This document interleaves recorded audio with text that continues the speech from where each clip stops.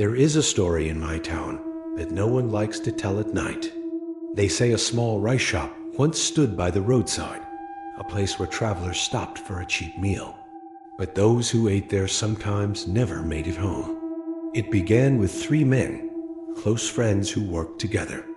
They had heard the whispers about the shop, but they were young, hungry, and skeptical.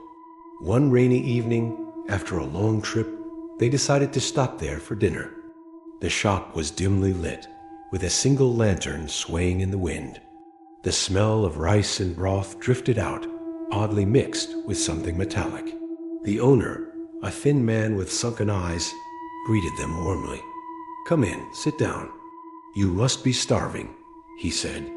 They sat at a wooden table, noticing scratches carved into its surface. Words barely visible under the dust. "Don't stay after dark." One of the men laughed nervously. "Probably just a prank." The bowls arrived, steaming hot. Rice, soup, and meat slices. But as they ate, something felt wrong. The meat was tender, too tender, with a taste none of them recognized. One of them pulled a strand of hair from the rice. It was long, black, and sticky with something dark.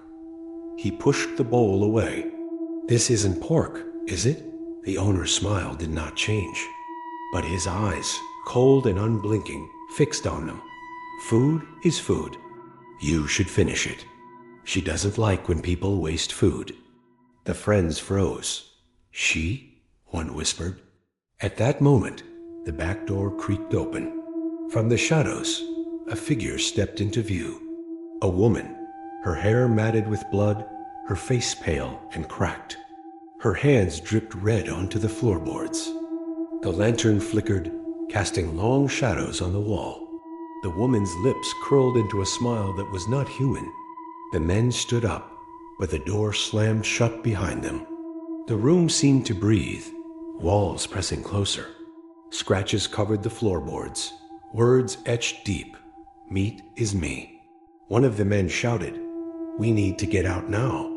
The owner blocked the exit, his face twisted into something inhuman. Behind him, the woman dragged her nails along the wall, the sound sharp as knives. The friends bolted toward the window, shoving the table aside. Glass shattered as they climbed out into the rain. They ran through the muddy road, the sound of footsteps chasing them. But when they turned, no one was there. Only the echo of a woman's laugh, carried by the storm. The next morning, villagers found the road outside the rice shop stained dark. No bodies, no footprints. The shop was empty, its door swinging open in the wind. But on the table inside, 3 bowls of rice still sat. And in each bowl, a fresh red ribbon lay neatly on top. The morning after the 3 men vanished, rumors spread quickly through the town. Neighbors whispered that their screams had been heard in the storm, echoing through the valley. But when police searched the shop, they found nothing. The rice bowls were gone. The tables had been cleaned. The entire shop looked as if no one had ever eaten there. Still, one officer noticed something. Carved faintly into the wooden floorboards near the counter were 3 sets of initials. Fresh scratches, as if made with shaking hands. The officer frowned. They were here. That night, another man went missing. A farmer, last seen walking home past the rice shop. His wife reported that he never arrived, though she heard footsteps circling their house until dawn. The villagers grew restless. They claimed the shop was cursed, that the owners were not human. Some said a woman's face could be seen at the window after midnight, smiling when no one was inside. A group of locals decided to confront the truth. They brought lanterns and knives, gathering at the shop after sunset. The door creaked open under their push. Inside, the air was damp and heavy, thick with the smell of iron. The kitchen door stood slightly ajar, shadows twitching beyond it. One man called out, "Show yourself." Silence. Then, from the darkness, a voice whispered, "You shouldn't have come back." The lanterns flickered violently. A figure appeared in the kitchen doorway, the woman with blood-streaked hair.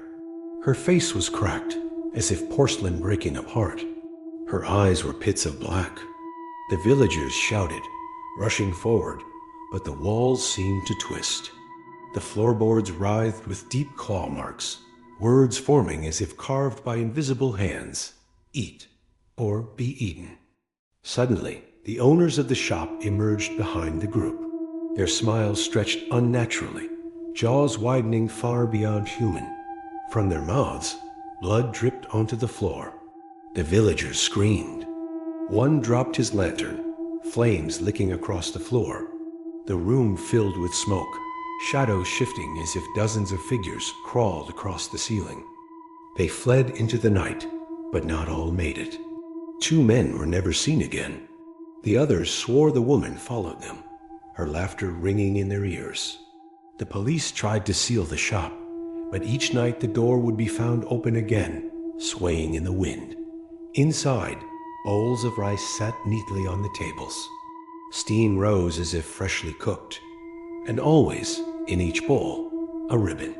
Sometimes red, sometimes black, but always tied in the same neat bow. The town grew silent after dark. No one walked the road past the shop anymore. Even the police refused to patrol there.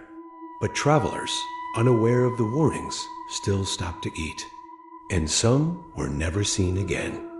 They say if you pass by the shop on a stormy night, you'll smell rice and meat in the air. If you look through the window, you might see the woman sitting at a table, waiting. And if you step inside, the owner will greet you with a smile too wide and a single sentence. Come in, you must be starving. Weeks passed after the last disappearances. The town became a ghost of itself. Shops closed early. Children were forbidden to go near the road past the cursed rice shop. But then, one night, a stranger arrived. A journalist from the city. He had heard the rumors and came to write a story. He was warned by the locals, but he laughed. Ghost stories don't scare me. I've seen worse. He walked into the shop at dusk. The door was unlocked, swaying slightly in the wind. Inside, a single candle burned on the counter. The smell of rice hung heavy in the air. A woman appeared from the kitchen. She smiled. We've been expecting you. The journalist raised his camera, but the flash didn't work. He blinked. The room seemed darker now, the shadows stretching across the walls like claws. Still, he sat down. A bowl of rice was placed in front of him. Steam rose. The meat looked fresh. Too fresh. He lifted his spoon, then paused. The meat twitched. He stared closer. Under the grains of rice was an eyeball. He dropped the spoon, stumbling back. The woman tilted her head, still smiling. Her voice was calm. You shouldn't waste food. The lights went out.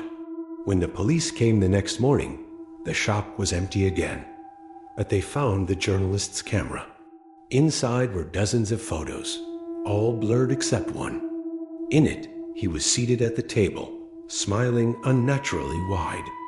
And behind him stood the woman, her hand on his shoulder. Her face blurred, but her eyes were perfectly clear, black, hollow. The case was never solved, but the photos were leaked online. Some say if you stare too long at the last photo, the woman's eyes blink, and that night you'll dream of eating at the shop. They say if you wake up with the taste of rice in your mouth, you've already eaten there.